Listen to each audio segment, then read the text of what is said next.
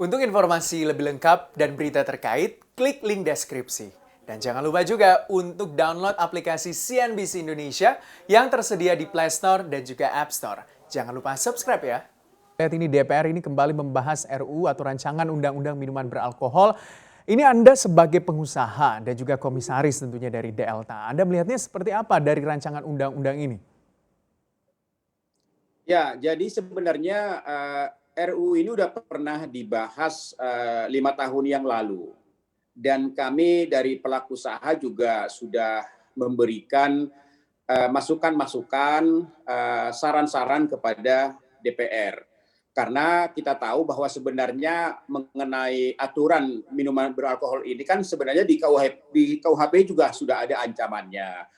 Kemudian juga ada peraturan Presiden nomor 74 tahun 2013 tentang pengawasan dan pengendalian.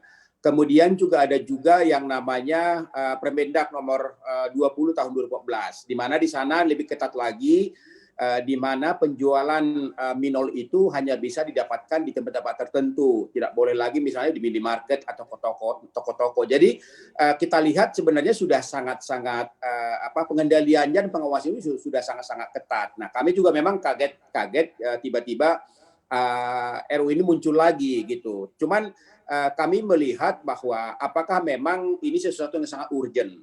Karena kami melihat dari sisi kami pengusaha bahwa sebenarnya dalam hal ini yang kami harapkan adalah bukan larangan, akan tetapi bagaimana kita memperdalam yang namanya pengendalian dan pengawasan.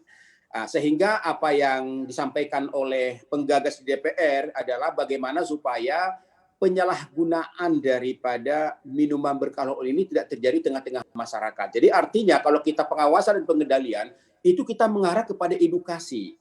Ya sama seperti rokok misalnya tidak dilarang, tapi edukasi berjalan terus bahayanya merokok misalnya. Ini juga kita harapkan juga seperti itu. Kenapa demikian? Karena kita lihat bahwa keberadaan industri minol di Indonesia ini sudah hampir 1 abad, sudah lama gitu, sudah sejak zaman Belanda. Dan di sana juga ada investor asing. Nah, itu yang pertama. Yang kedua adalah bahwa sektor ini juga memberikan kontribusi yang sangat-sangat positif.